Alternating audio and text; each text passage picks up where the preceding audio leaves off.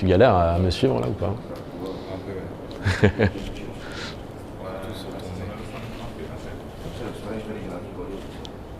Le challenge du cadreur de l'extrême.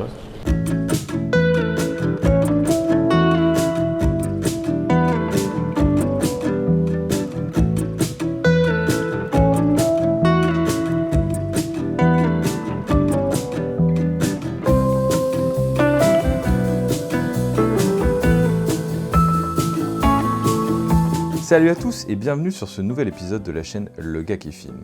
Alors certains le savent et d'autres ne le savent pas. Parfois, je suis cadreur pour la chaîne Une bière et j'y vais. Comme vous l'avez vu, le petit j'y vais, au début de la vidéo, il est très sympathique. Et il m'emmène parfois dans des tournages un peu insolites, dans des brasseries. Et cette fois-ci, on est parti en République tchèque chez Budweiser Budvar.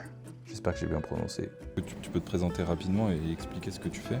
Oui, bien sûr. Moi je suis JV et j'ai depuis 6 ans une chaîne qui s'appelle Une bière et JV, dont le but est de promouvoir la bière, son histoire et sa culture au travers le monde. Petit à petit, tu as eu besoin de cadreur, donc on a commencé à bosser ensemble comme ça. Tu peux expliquer un peu comment c'est venu ce besoin-là ? C'était pour varier un petit peu la façon d'aborder une brasserie, tu vois, où tu te dis quand tu t'enlèves le côté technique. Je pense que l'aéroport est d'accord avec nous. Ouais. Quand tu retires l'aspect technique à gérer pendant que tu dois réfléchir à comment tu vas monter, comment tu vas amener le sujet, comment tu vas rencontrer les gens, tout ça, machin, ça t'enlève une grosse épine du pied quand même. Donc en gros, tu m'as embauché pour te retirer une épine du pied, quoi. On peut dire ça comme ça, ouais. Pas parce que je suis quelqu'un qui fait des jolies images. Non. Tu voulais que je le dise, hein. Non, mais c'est bon, j'ai compris, je vais ravaler ma fierté. Au fait, ceux qui regardaient cette vidéo, ça vous dirait pas de vous abonner car comme ça vous pourrez suivre encore plus de contenu exclusif. Pour ce tournage, j'avais envie de tester quelque chose d'un peu particulier. Donc sur ma caméra, j'ai installé mon téléphone en fait, avec un micro. Alors mon téléphone est de piètre qualité, le micro est pas génial.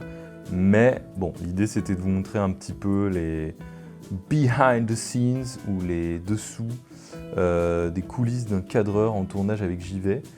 Donc la qualité, bon, vous m'excuserez, les images sont pas géniales et le son est pas ouf, mais bon, au moins ça montre un petit peu qu'est-ce que ça peut être, sachant que je les ai mixés avec les images de ma vraie caméra. Nous sommes en route pour la République tchèque, Prague, et nous avons choisi un itinéraire, ma foi, des plus agréables. Non, je précise, nous n'avons pas choisi, on nous a imposé un itinéraire qui n'est pas des meilleurs. On nous a imposé un des itinéraires qui n'est pas des meilleurs. En l'occurrence, on part de Montpellier en voiture jusqu'à Marseille. À Marseille, on prend l'avion pour faire une escale à Munich. Et à Munich, on arrive à Prague. Et à Prague, on doit encore faire 2 heures de route pour arriver... Où est-ce qu'on va déjà ? On va chez Budweiser Budvar. Et alors, on a calculé l'itinéraire à 1 ou 2 heures près. Si on l'avait fait tout en voiture, ce serait revenu au même. C'est génial, non ? Ça, là, c'est les aléas de tournage, quoi. Tu te rends compte que tu vas faire 12 heures de trajet pour quelque chose qui aurait pu te prendre beaucoup moins de temps, mais voilà, c'est comme ça. Donc, en route pour la bière.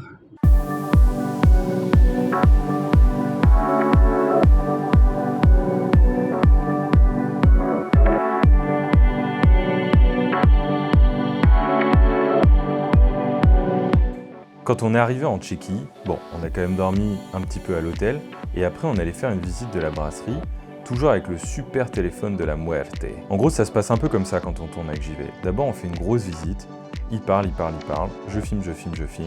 Ensuite, on refait la visite pour faire plein d'images d'illustration super jolies et ensuite, on fait vraiment les interviews posées.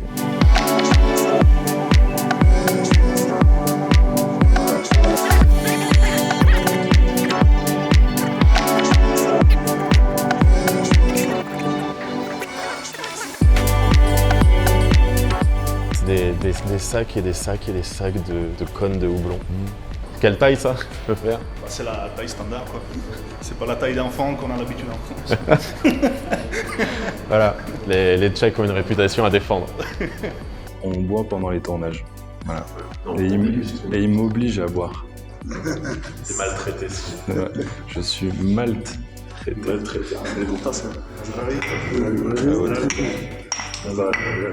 C'est un moment presque religieux là.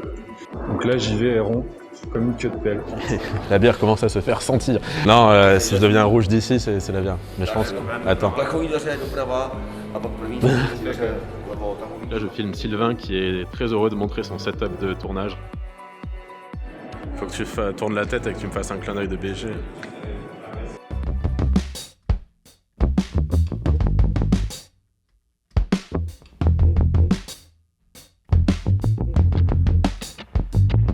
JV, c'est un peu un touriste dans l'âme, donc à chaque fois qu'on part en tournage avec lui, il faut qu'on fasse du tourisme. Là, on en a fait dans la ville de Budweiser. On est des gros touristes, on est des gros touristes.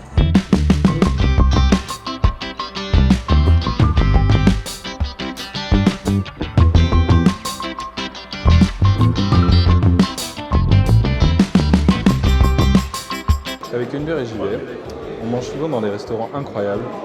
Là, en l'occurrence, c'est un restaurant en République tchèque. Et on va manger du goulash. Et on boit aussi de la bière. Mais JV n'a pas l'air très heureux. Pourquoi ?